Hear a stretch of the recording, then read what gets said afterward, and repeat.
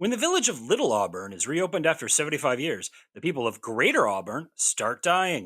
Can Barnaby and Winter solve the case, or will their hopes be crushed by a tank? We're talking the introduction of Winter and Patty, The entire history of World War II, or not. and when Midsomer doesn't set up the villages properly on this episode of Welcome to Midsomer.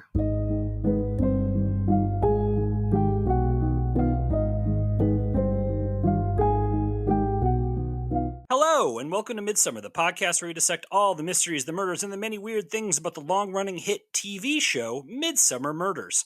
I'm your host, Eric Buscher, and with me, as always, is my co-host, Eileen Becker. Hey, Eileen. Hey, Eric. Today we are talking about The Village That Rose from the Dead, the first episode of the 19th series. It originally aired December 18th, 2016. It was directed by Nick Lafland and written by Rachel Cooperman and Sally Griffiths. Let's get the 40s party started! Spoiler warning, we will be discussing the events of this episode, including the identity of the murderer. So if you haven't watched it yet and don't want to know who done it, pause this and go watch it. We will still be here when you get back. The injuries to the head and face. Cam Caramel. I didn't expect to run into you in deepest midsummer. Jamie, you're the latest sergeant. I take it you two have met before? Cam and I did a training course together 5 years ago. 6.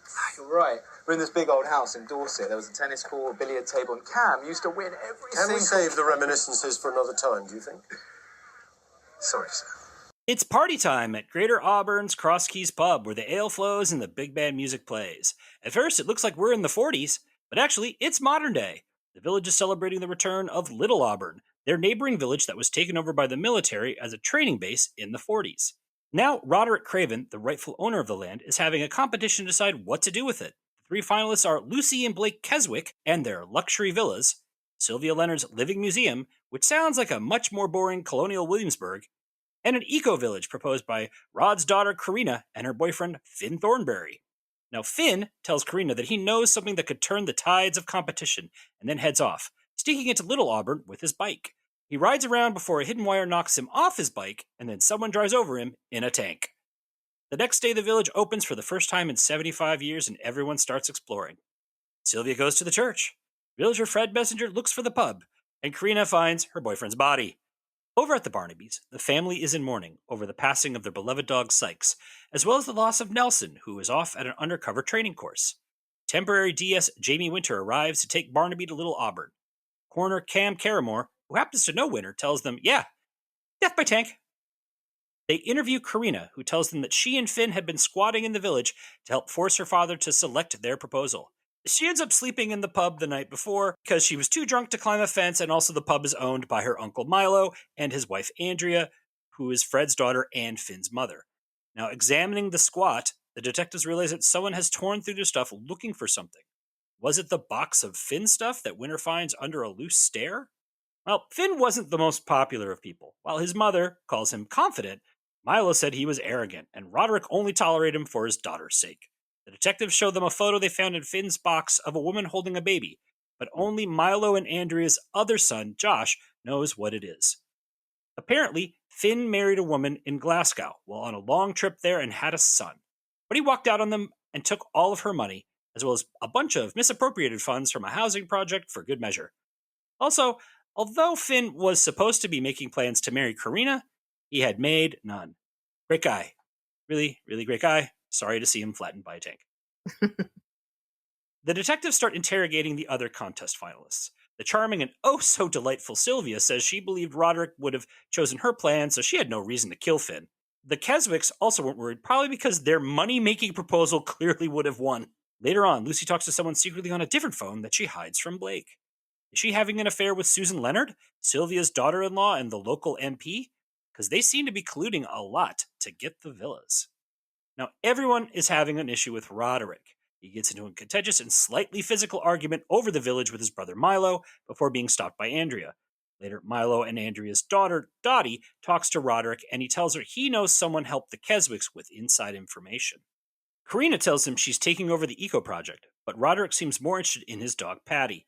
Then Fred stops by, demanding something from Roderick and threatening him. That night, Milo and Josh are hauling mysterious things around Little Auburn while Roderick walks Patty there. Someone uses a dog whistle to lure Patty away, causing Roderick to follow and fall down a foxhole. The next day, Fred finds his body. He has been poisoned. The detectives take Fred to the pub where everyone is gathered awaiting Roderick's final decision. Well, everyone is shocked and mostly disappointed that they don't know who's going to make the money, and the Keswicks fight over continuing with the project. Barnaby and Winter talk to Julian Leonard, Sylvia's son and Roderick's solicitor. He tells them that Roderick left Little Auburn to Milo, which amazes everyone who had ever seen the two interact. Apparently, when Milo married Andrea, who was already pregnant with Finn at the time, Tobias Craven cut him out of the family and the will. I don't know that he was pregnant. I think she already had Finn. I think she was pregnant thought with she the was daughter. She pregnant with Dottie? Yeah. Or was that Milo's kid? My daughter was Milo's daughter. Hey, you know what? Let's finish the recap, and then we're going to get into this, because I think this is part of the problem. I have so much to talk about how confusing this whole family situation is. So let's, Yeah. So anyways, Andrea may have had Finn. She was definitely pregnant. Don't remember with who, because it was super confusing. Anyways, because of all of that mess, Tobias Craven, Roderick and Milo's dad, cut him out of the family and the will. Roderick never shared any of the fortune with Milo once Tobias passed away. So was this a last act to make things right? I mean, come on, did you even see Roderick behave? What's wrong with you? Karina would have gotten everything else if there was anything, because apparently also Tobias and Roderick were not great with money. And also, Tobias was a notorious womanizer who slept with every woman in town. The next day, Sylvia passes Roderick's house and sees someone in the window. She investigates and is grabbed from behind. Tourist info. So this is our first and only visit to this little hamlet of Great Auburn and Little Auburn. You can come visit the Cross Keys pub for a pint and visit the Little Auburn Museum if you have trouble sleeping. You can also visit Little Auburn, a former military base, and drive a tank. Cool. Yes. So as you just heard in our recap, there's a lot of confusing elements to this. Mm-hmm. Let's go with the first one, which is just in the villages alone. So I think, the show has done a very good job in the past of setting up each village as its own place. Mm-hmm. They did a very bad job of establishing Greater and Little Auburn at all in this. I agree. For me, when I was watching this, the parallels to A Tale of Two Hamlets, which we covered earlier, was very obvious. The two very different villages, the class distinctions that are very obvious in the two villages, or what would have been the two villages if one had stayed a village, but it doesn't establish either village particularly well. No, I mean, number one, the only building I could recognize out of any of them was the pub. Mm-hmm. When Sylvia sees that person open a window and it's apparently Roderick's place, I had no idea that was Roderick's house. They had not done a job of establishing that was Roderick's place whatsoever. Yeah, there was no establishing shots of his house. There was no really establishment of anything in Greater Auburn. When that moment when you see sort of Finn kind of taking his bike in the woods and over a fence, I had no idea what that was. Mm-hmm. They didn't really explain what that was until much later on. Little Auburn seems like 3 buildings. Yeah. They did a terrible job of establishing Little Auburn as this place that they all seem to have so many memories of. Yeah. Yeah. They didn't establish it as something that had families living there for centuries. And I'll talk about that when I do my history corner, when we talk about these villages that were taken over in World War II. But they had a history. There was a long history. You really don't get much of that. You get a little bit with Sylvia talking about the church and the graveyard, and a little bit with Fred talking about the pub. But it wasn't really well established. I thought it was a real class act of the military to take over a village and then have training exercises over a frickin' graveyard. Yeah. I don't see how that happens. They did tend to, and I'll talk about this more, but they do tend to avoid the towns themselves, but they just need the space because of the artillery and everything. But they weren't like running tanks through the towns for the most part. Right. This kind of just shows that this episode, just by sense of place, was underwhelming and confusing because they didn't do the job of setting it up. Yeah. Sense of place grounds the story, and I feel like the strongest Midsomer episodes are the one where the village is, you're given a sense of place in the village. Now they obviously have to reuse, there's like 5 or 6 villages that they reuse all the time, Yeah. and maybe they were trying to save money or something of that nature. But in this case, I had no idea how Greater Auburn looked. I didn't know whose building was whose, other than the pub. And again, Little Auburn was so underwhelming. I was like, this is what everyone's been waiting 75 years for? Also, they could have done a much better job, as we mentioned, of establishing who's who in these families, because I watched it twice and back to back, and I was still confused about things and we never find out who Finn's father is or what happened to him. We know that, we just know that Andrea's his mother and he has a different last name. I was wondering, are they going to get that Finn was one of Tobias's kids? Yeah. Yeah, they like Fred is just sort of there and isn't till like Fred was Andrea's dad. So Dottie is Milo's kid, or because I assumed Dottie was Milo's kid, but maybe I'm wrong. Dottie is Milo's kid because she calls Roderick Uncle Rod. Right. Yeah. And she has clashes with them over, their differing philosophies for the village, and obviously the younger son. But then it's weird that Corinna would be engaged to this guy who's almost like a step cousin. But then, as far as incest goes in Midsomer, that's probably not too bad. That's more of the light incest. Yeah. Also, if you think about it, everybody, with the exception of the Keswicks and Susan, everyone's basically related in some way or form. And Susan married into the family. Yeah. Yeah. So some of the Keswicks are sleeping into the family, if you know what I mean. Yeah. But yeah, no, it is. This whole episode it's not a bad episode, but just it is confusing. It's very confusing. It feels like they cut out things because establishing conversations, establishing shots just aren't there that are normally there. It reminds me of, do you remember the old TV show from the 70s, Soap?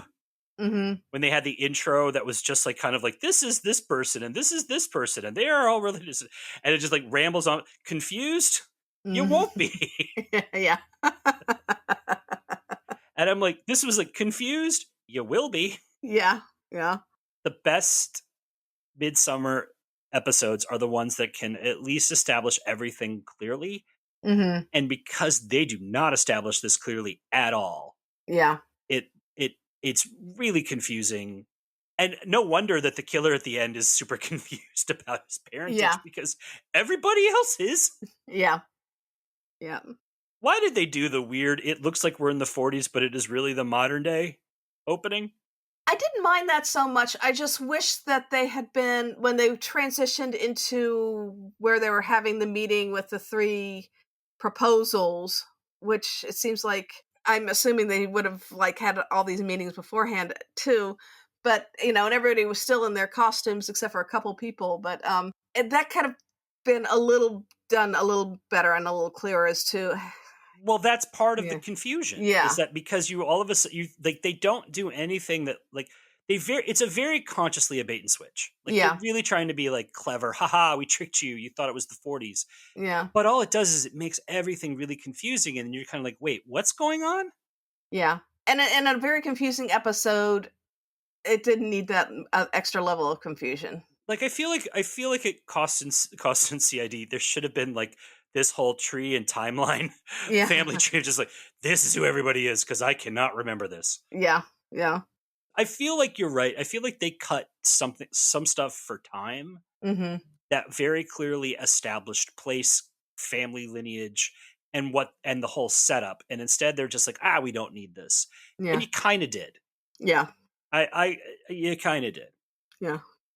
2 strange kills in this episode. Let's just do the first one here. Death by tank. Yep. Finn gets run over with a tank. A lovely little crunch sound. And that was actually kind of like oddly terrifying. Although Mhm. my question is, who kills somebody with a frickin' tank? It seemed a very complicated way to go about things. And I understand there was a lot of rage in that killing and a lot of I want to watch this guy die. Well, I think it was also we'll talk a little bit more about this the second half when the killer is revealed, but it's very clearly I think used to try to frame another character, Yeah. but it's the dumbest way to do it. Yeah. And also, roll out of the way, dude. Roll. He had I think his legs were broken, or at least one of his legs were broken. Yeah. Now, in the episode, Cam says it's not that complicated to drive a tank, and apparently she is right. I did a little research online, and the pedals are apparently the pedals and the like kind of the wheel are sort of the same thing as a car, or as a roughly as she describes it, a golf cart, a very very heavy golf cart. But the main problem is that it's hard to see, Yeah. and I want to bring that back around in the second half. But first, we got so much more to cover before we get there. So, Eileen, why don't you just run us through the history of World War II? Okay, I'm just going to give, this is not going to be the entire history like I said I would do. I'm going So you're a liar. I'm going to give a little bit of an establishment, an establishing shot here at the very beginning, and then kind of talk about more the homeland and how the war played out in the United Kingdom. So, the Second World War began on September 1st, 1939. It had been less than 25 years since the First World War had devastated a generation of young British men in the fields of Flanders and the trenches of Gallipoli. But when Hitler invaded Poland, France and the United Kingdom declared war on Germany 2 days later.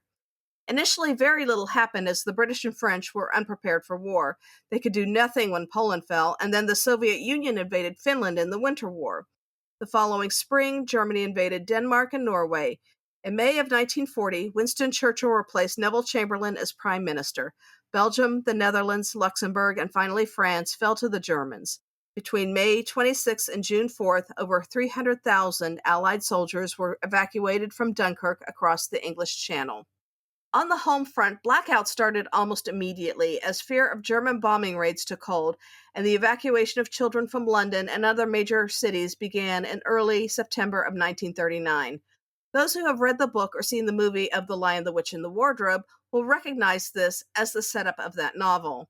This was called Operation Pied Piper, and a contemporary counterpart to this would be the evacuation of many Ukrainian children after the Russian invasion of 2022. The plan for the evacuation had been started during the summer of 1938, as war was seen to be increasingly inevitable.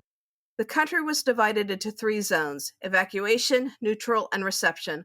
Almost 3.75 million people were displaced, including children, mothers with very young children, pregnant women, disabled people, and teachers and other helpers. Many children were separated from their parents and sent to live with strangers. In 1940, hundreds of children were also evacuated to Canada, Australia, New Zealand, and South Africa, a plan that was canceled after 77 evacuated children were killed when their ship was torpedoed. Private evacuations continued, however, and thousands of children were sent to Canada and the United States. Evacuees also arrived in the UK from continental Europe as well as the Channel Islands, which were occupied by the Germans. John Nettles has written and made documentaries about the German occupation of the Channel Islands. Children and other civilians were also evacuated from the vulnerable southern coast of England. In addition to some devastating psychological effects that being separated and sent to live with strangers had on the evacuated children, the evacuations have left their mark on British culture. Other than the aforementioned The Lion, the Witch, and the Wardrobe, you can also encounter evacuated children in the novel Lord of the Flies, the Disney movie Bedknobs and Broomsticks, and the Doctor Who episodes The Empty Child and The Doctor, the Window, and the Wardrobe. Even Paddington Bear was inspired by the newsreels of evacuated children, and his small suitcase and the note pinned to his jacket reading, "Please take care of this bear, thank you," are direct references to this. The Blitz began in September of 1940, following the Battle of Britain, and lasted for 8 months. Fears of an invasion of Britain by Germany remained high. As in contemporary Kiev, underground bunkers were found in fortified basements and tube stations. The ruins of Coventry Cathedral, among other places, serve as a reminder and memorial to the lives lost during these bombings.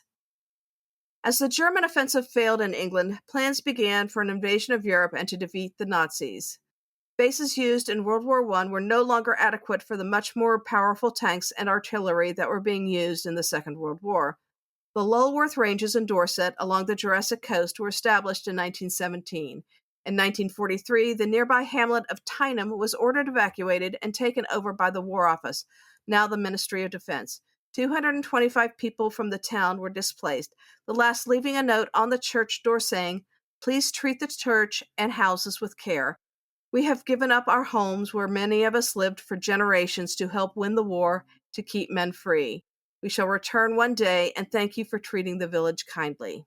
The training and staging of the armies along the southern coast of England were essential to the success of the D-Day invasions and the eventual Allied victory in World War II. Tyneham has been called the village that died to set Europe free. The villagers expected to return after the war, but in 1948, as the Cold War started in earnest, the Army placed a compulsory purchase order on the land. It is used as a military training site to this day, though an arrangement for people to visit the town was reached after protests in the 1970s. You can often visit on weekends. You can view a visit to the town along with its history in a YouTube video called Tyneham, Exploring Britain's World War II Ghost Village by Andy McClune. I highly recommend it. Tyneham was not the only village taken over by the War Office during World War II. The village of Inver on the Salisbury Plain in Wiltshire was also near a training ground that expanded to include the town in 1943. After the war, it has been used for urban warfare training. In 1942, 6 villages in Norfolk were evacuated to create the Stanford Training Area, a site that is still used to this day and has recently been a place of training for Ukrainian soldiers. So obviously there were I think Tyneham especially was inspired the town of Little Auburn. Very clearly, because I mean, even in the name, it's called the village that died to set Europe free, and the name of this episode is the village that rose from the dead. Yeah. Probably Tyneham is also hopefully is more than just like 3 buildings and a bomb shelter. It's the church has been preserved and is a museum. The schoolhouse has been restored and is a museum. A lot of the other buildings, unfortunately, have fallen into disrepair and are. Are you saying roped off. Sylvia won? Are you saying Sylvia won?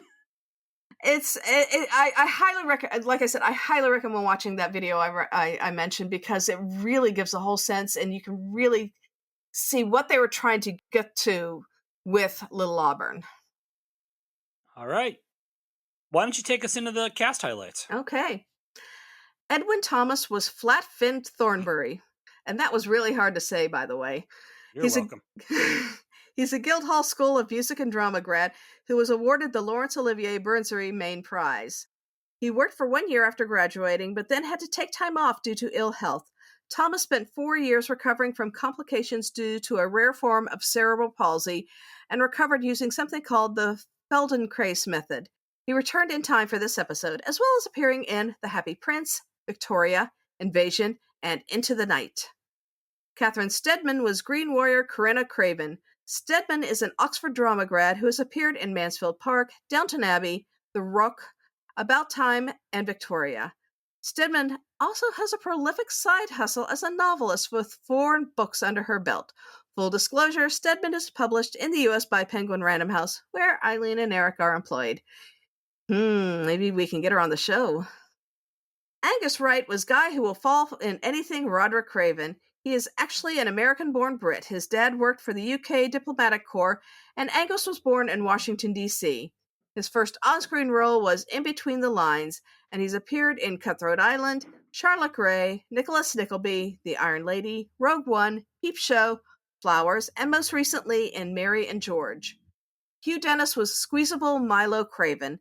His father was an Anglican priest who ended up being the Bishop of St. Edmundsbury and Ipswich. He attended Cambridge, where he joined Footlights, the legendary student sketch comedy troupe. He became a successful stand-up with a long career and made multiple appearances on British TV. He is probably best known for appearing in every single episode of the comedy panel show Mock the Week from 2005 to 2023.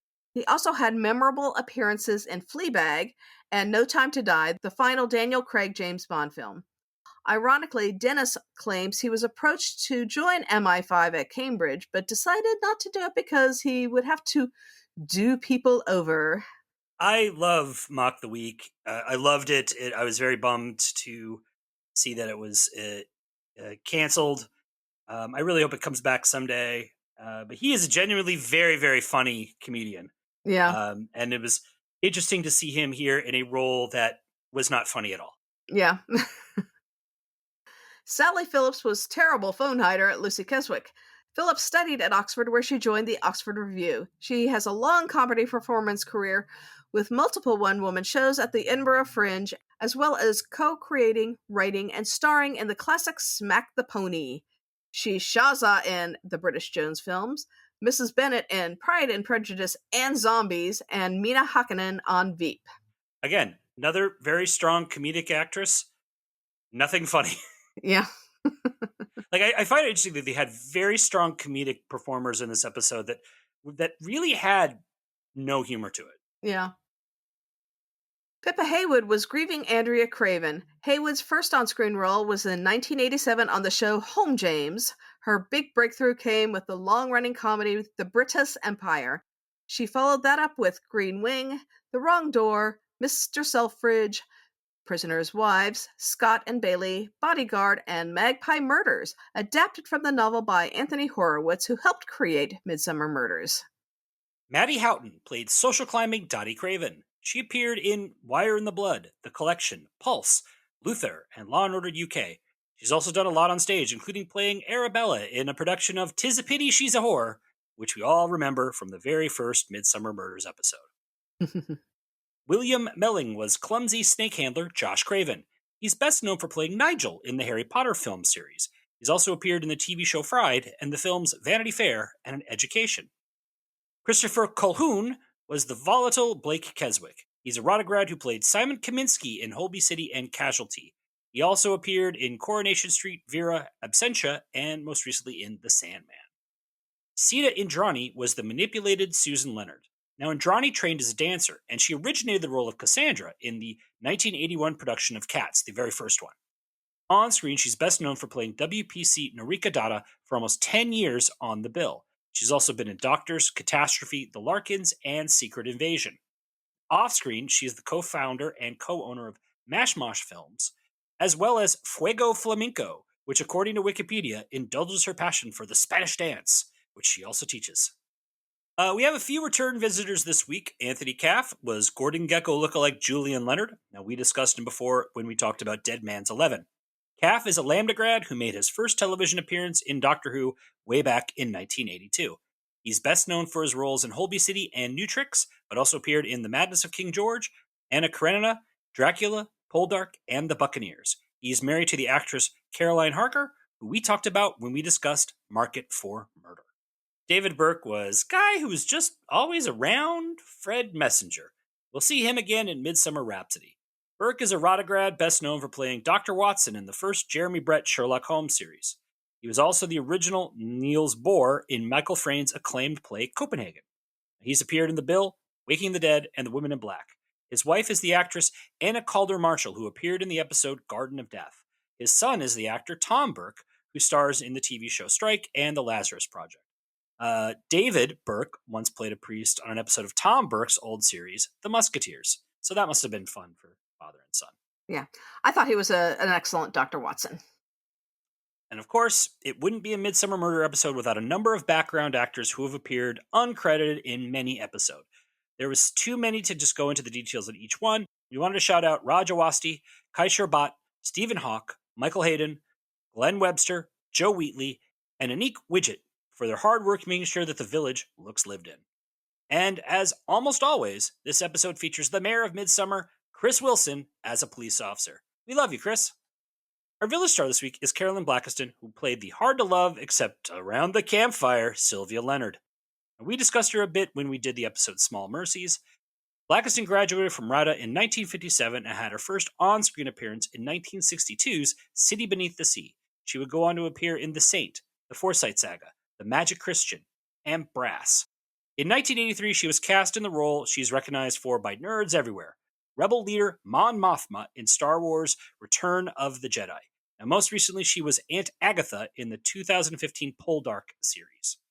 I find her to be a very excellent actress. She's memorable. She's also in Bantling Boy, which I strongly remember her in.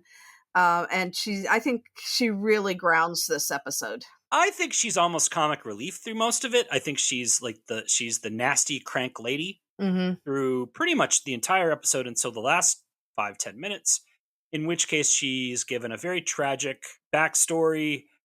She's given some scenes of real emotional depth, some of the only scenes of emotional depth in the entire episode.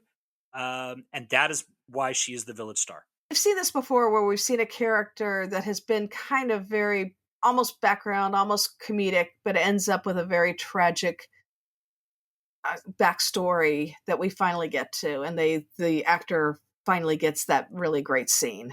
It's actually been more of a common, I think, trope. I'll probably be proven wrong, but I think it's been more of a common trope with John than the Tom episodes. I think this is that sort of, when the John Barnaby character came in, they switched over from like the grand reveal to he has to stop the killer from doing something else. Yeah. And usually that's when you get those kind of big emotional reveals. Yeah. And it is a trope that we see more and more in recent seasons. Yeah, I agree. We're going to take a break here, and we're going to be back at the second half of The Village That Rose from the Dead.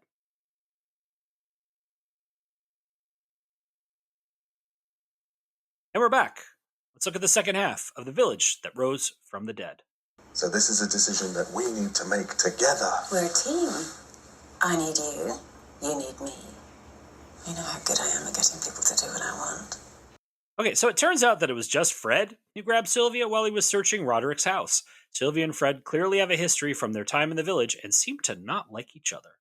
She threatens to call the police until he tells her why she is there, which he does, but we don't hear it because editing. Meanwhile, the Keswicks meet up with their secret partner, Dottie. What a shocker. Blake wants to cut his losses, but Lucy really needs this for some reason. They try to manipulate Milo into selecting the villas. Dottie goes to her father and says that Roderick was going to select the villas, which, I mean, come on, is that really even a lie? Of course he was. It was the only one that made any sense. Andrea calls her out for her behavior. Lucy visits Susan and pushes her to do something, hinting at blackmail. At police headquarters, we get some updates. Modern gas cans were found at the site, but they are unable to be traced. Roderick had some hairs pulled out of his head for some reason. Someone had been making cash payments into Finn's bank account. What was he really up to? And it turns out Fred and Sylvia both have a criminal record. They were part of a 60s protest that occupied Little Auburn. Sylvia has no mention of the protest in her museum, and when Barnaby asks her why, she just rats out Fred for snooping. Now, when they talk to Fred, he claims he was looking for Patty, as well as the deed that was missing for the pub in Little Auburn. He says his father rightly won it from Tobias in a card game, but the deed went missing when the village was taken. In Little Auburn, Milo and Andrea stumble across Josh on the ground, sputtering and feverish. They take him home, where Josh secretly tells Milo that something has gotten loose, and he needs to check on it. Fred goes off on Sylvia for ratting him out and calls her an old relic. Julian is very interested if Fred found his deed. Later on, Lucy and Julian share an embrace. So that's who she's been sleeping with. Guess she likes mummies, boys. That night, Andrea talks to Milo on the phone while he is hunting around Little Auburn. Someone knocks him out and drags him off. Andrea, hearing this, calls the police and Barnaby and Winter head over there. Inside the bomb shelter, they find a gas-powered generator, hence the gas cans, a secret snake farm, and a bunch of loose snakes, including a huge python who would have given Barnaby a big ol' hug if Winter hadn't saved him. They discover Milo dead, strangled by a snake. Josh admits they had been running an illegal exotic snake farm for the money, and Milo was there trying to find the one that had bitten Josh earlier. Next, the detectives talk to Blake, who was stationed in Little Auburn when he was in the military before he was discharged for striking an officer he thought was sleeping with his girlfriend. Blake says that it was 20 years ago and he has no motive for any of these murders. Lucy is shocked to hear about his military service, but she's a little more shocked when Blake shows her the burner phone that he has found. Uh-oh. Soon enough, Julian is grabbed by someone off the street. Andrea is now the owner of Little Auburn, and which makes the detectives start looking at her. Now, apparently, she worked as a cleaner at Julian's office and might have had access to Roderick's will. Did she forge it, giving Little Auburn to Milo? Well, the detectives get all the answers they need when Winter shows Barnaby CCTV footage of a person putting money into Finn's bank account. So they race over to Julian Leonard's place and find Susan and Lucy fighting in the street. Lucy is terrified that Blake will do something to Julian and admits to the affair. Well, they all hurry over to Little Auburn, where, yes, Blake has taken Julian at gunpoint. Barnaby distracts him while Winter sneaks up and grabs him, saving Julian. Saving him until Barnaby gives us the reveal. Julian was the one paying Finn. He hired him to look for DNA to prove his parentage. Years ago, Sylvia had a brief fling with Tobias, and Julian believes himself to be a craven. However, Finn started blackmailing Julian and was planning to take all the money from the project and just run away. So Julian killed him. He also killed Roderick and changed his will to leave the village to the surviving heir, so once Milo was out of the picture, he could step forward as a secret craven and take the whole shebang. Except the DNA test that he used Roderick's hair for comes back as not a match, and Sylvia tells him that his father is actually Fred from A Night of Passion during the 60s invasion. She just let the rumors take care of any questions about Julian's parentage. Even Fred did not know. As Julian is led away, a tearful Sylvia is taken home by a forgiving Fred. The next day, Winter and Cam find Patty and take him to the Barnabys for safekeeping. Nelson calls Barnaby and tells him he will be gone for another year, so Winters gets the permanent job. And the Barnabys get a new dog, so they give Winters a proper thank you for once in this entire episode. Finally. Barnaby's a dick. They all are. We'll discuss that. So our killer was Julian, who did it all for nothing. Absolutely nothing. The motive was land and family, and as we discussed, it was so confusing. I can see why he thought he was probably a craven. Yeah, I can too. I will say that was the world's quickest DNA test. Yes. Also, I love how Roderick's hair is taken from his head and no one says, I wonder if they're trying to do a DNA test, because why else would you take hair? Yeah. They never quite say why Julian did use the tank. I'm guessing it was to frame Blake, who was in the military. And I think maybe, I think he also thought it would be cool. I think he also liked, because he was really, really angry at Finn and hated him, that he just wanted to, crush him, at least up to his, pelvis. He didn't get it all the way. He could have crushed the entire body. It would have been kind of a flat Stanley little thing. But it was interesting they used was it, if I remember correctly, was the poison used on Roderick snake venom? I don't think they. Oh no, it was cyanide. It was cyanide. Yeah. It was cyanide. Yeah, because of the almonds. Yeah, which seemed like a hard way to kill somebody that you've got in a foxhole. Yes. Or it's just like, oh, are you thirsty? Here, have some. Yeah. I thought it was interesting that Milo's death is the only one everyone's actually sad about. Yeah. Everyone's gets Andrea gets a little misty at Finn, Karina and gets a little misty at Finn and Roderick, but Milo's death is the one that actually affects everyone, which, kind of shows that he was actually a decent human being. Yeah. Yeah. How much do you think Sylvia is to blame for this whole mess? Oh, she blames herself. John gives her absolution, but I think that there's a lot of blame there for her. Yeah. I mean, number one, I think we have to look at how she's probably treated Julian her whole life. Mm-hmm. At one point in this episode, she tells him her whole life was a disappointment. Yeah. Now, I kind of get the feeling, not the first time he's heard that. Yeah. It's so much about class, as they discuss in the episode. She was in Little Auburn. She was the minister's daughter and not really allowed to play with the regular village school kids. So I guess it was, and she spends her whole life kind of being shameful that she had a child with one of the normal people or the lower class people. Mm-hmm. And clearly that shame, she took that shame out on Julian. Yeah. That's kind of the opposite of how it was in A Tale of Two Hamlets, where she had the Anne Reid character, yes, who, the counterpart there, had a son with the one of the sons of the family in the manor. So very opposite there. Yeah. Also, I think that son hated the rich, and this son wanted to be the rich. Yeah. Yeah. I also think she was just pining for Fred the whole time.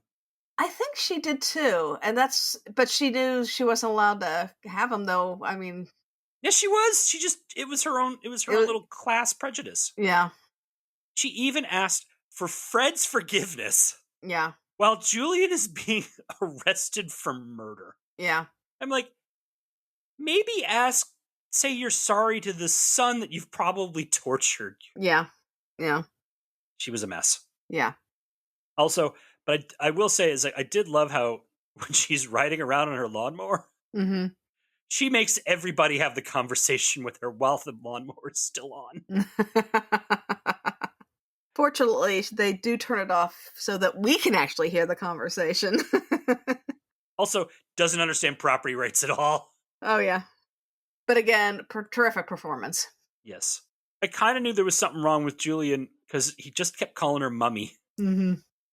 There is something about a grown man calling his mom mummy, as well as except when he's arrested, Mm-hmm. then it's mother. Oh, yeah. Yeah. So we have another strange kill. Yes. 2 in this episode. 2. It's about the most interesting thing in this episode is the strange kills. So we have death by snake. Milo is asphyxiated or strangled by a constrictor. Mm-hmm. I was curious how often that actually happens, and it is not that common. People get strangled by snakes only like once or twice a year, and like half of those are infants. Oh, which is kind of sad. that's sad, but I can see where that happens.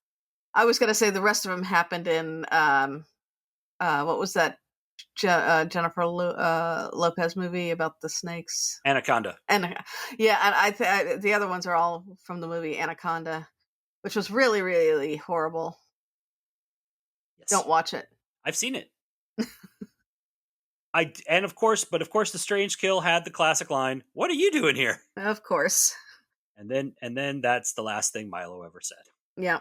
I thought there was a few too many loose ends at this episode. Yeah. So number 1, did they ever explain why Julian tore apart the squat? I don't know. I mean, I don't know that he had anything personally, physically that he could have blackmailed him with. It was just like, hey, can you get me some DNA evidence? Can get some hairs from his comb or something? Yeah, but he said he was blackmailing him. Yeah. What was he blackmailing him with? Yeah. And I'm assuming that's what he was looking for, but that's never explained. It's never, And that was not a very well hidden place because Winter found it right away. And we all know Winter's not that smart. And it was his first day on, the job in this little area.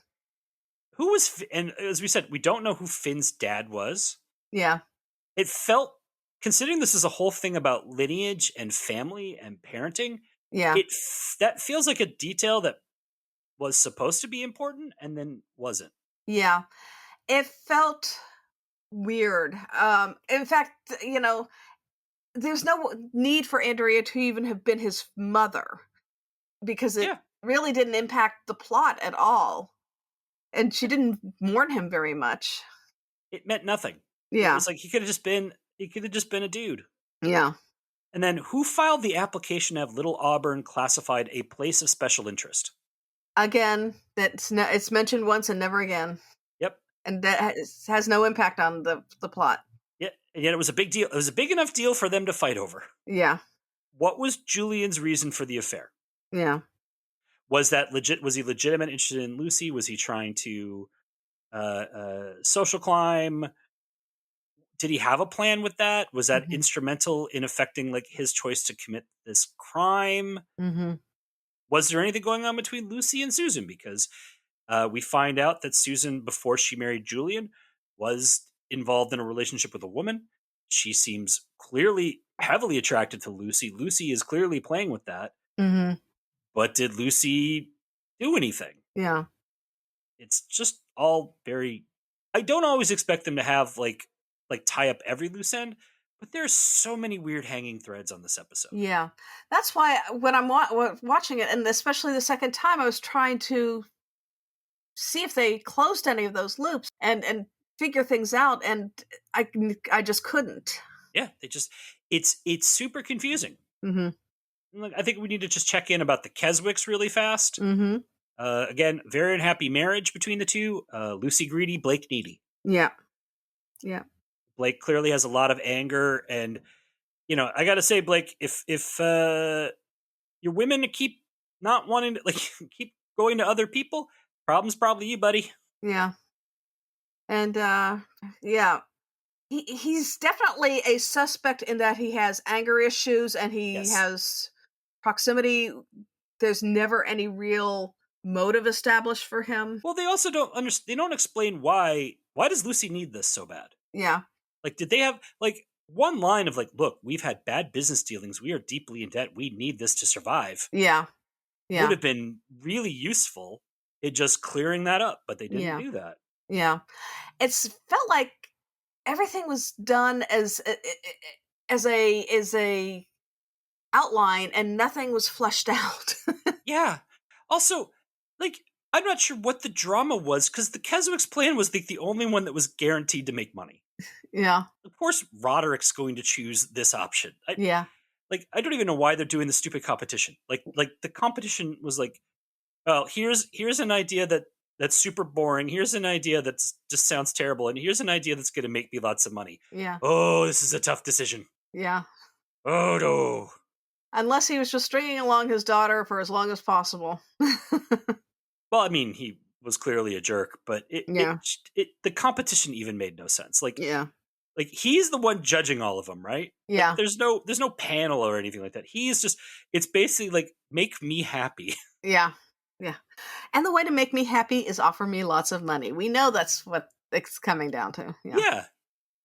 I love that Lucy seems to be this very smart, capable person who used her date of birth as the passcode on her phone.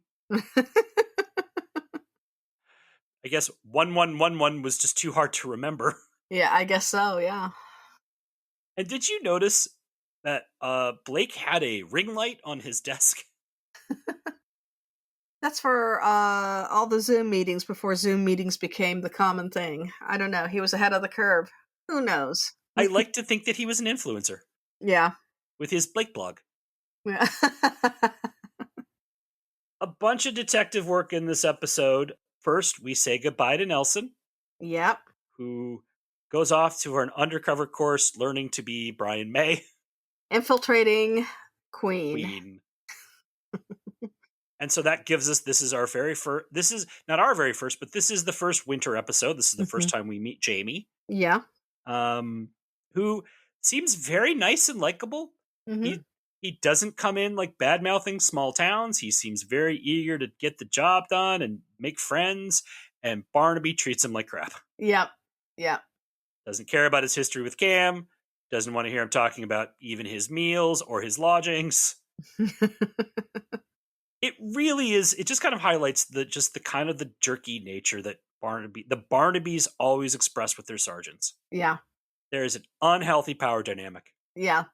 It's not and I don't know if this is typical of the British police force, as I've never encountered them other than to say, hey, can I get your picture taken? Mm-hmm. My picture taken with you, with your little hat and everything. But anyway, they are all, that first episode with Troy, it feels like his first week because of the way that Barnaby treats him. Yeah. But he's always treating him like that. In fact, there's a point where in this episode, Sarah points out that he likes Jamie. Mm-hmm. And the next scene we see him with Jamie, he just becomes an even bigger jerk. Yeah. Yeah. Tom, I think, just loved the power. Mm-hmm. John, I think, for a guy who, is very intelligent and has a degree in psychology, which he is quite happy to mention. Yeah. He's not good with expressing feelings. Yeah. Or being around people. Yeah. I feel like there was a similar thing with Nelson. Is that when I think Sarah kind of says, "Oh, he seems like you seem to like Nelson," and then he just gets rides Nelson even harder. Yeah, yeah. The only one that kind of gets eased into the job is Ben Jones, and that's because gets basically a field promotion because he happens to be there and owns a suit. Yep. And Barnaby sees that he's somewhat intelligent. Yeah. Yes.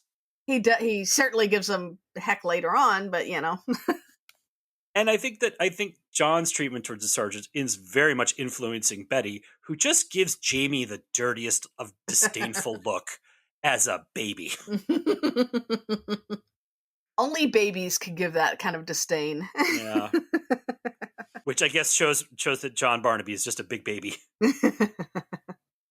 Winters does save him from the big python. We get a nice fake out where Barnaby tells him to run, and you think Winters is run off, but he's just really grabbed a big sack to capture the snake. Yeah.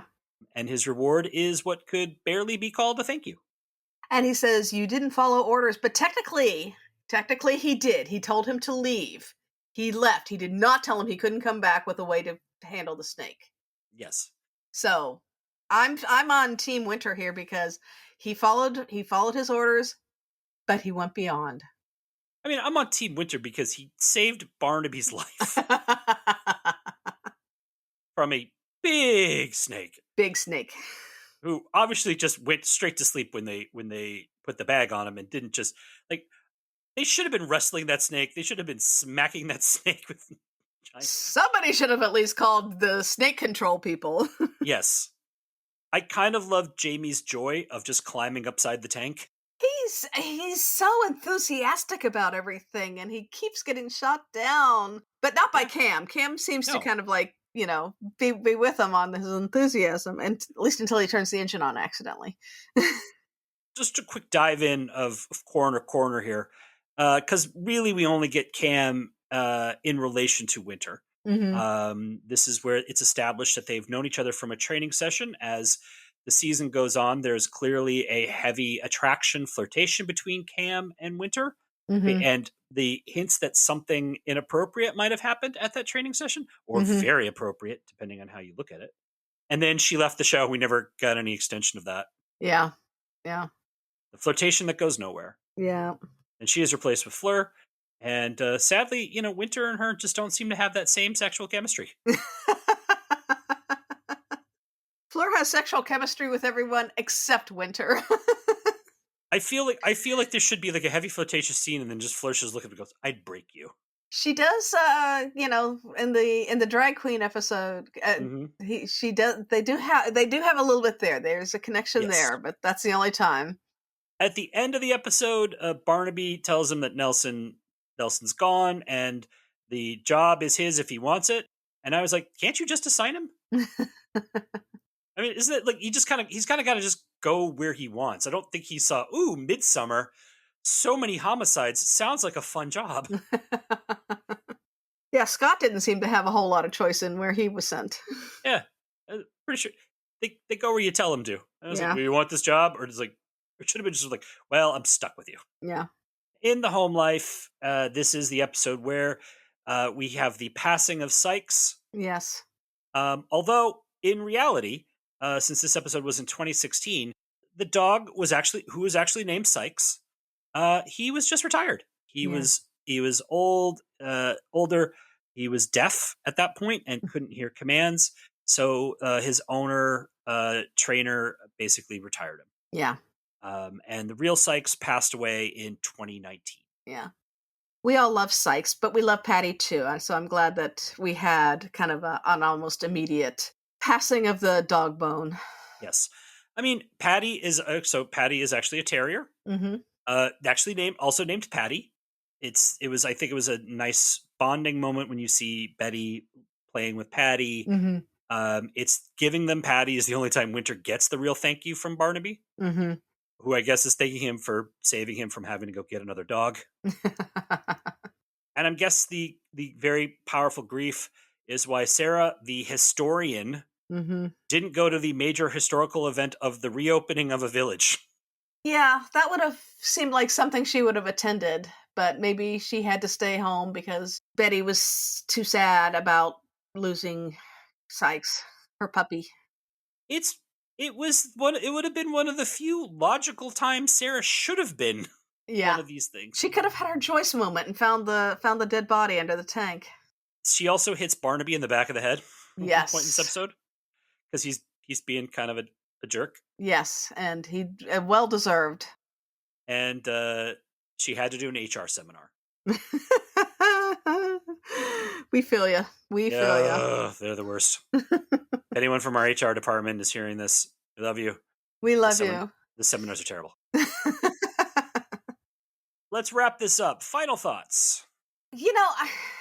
Like we said, this is there's a lot going on in this. It's very convoluted. They don't always explain things.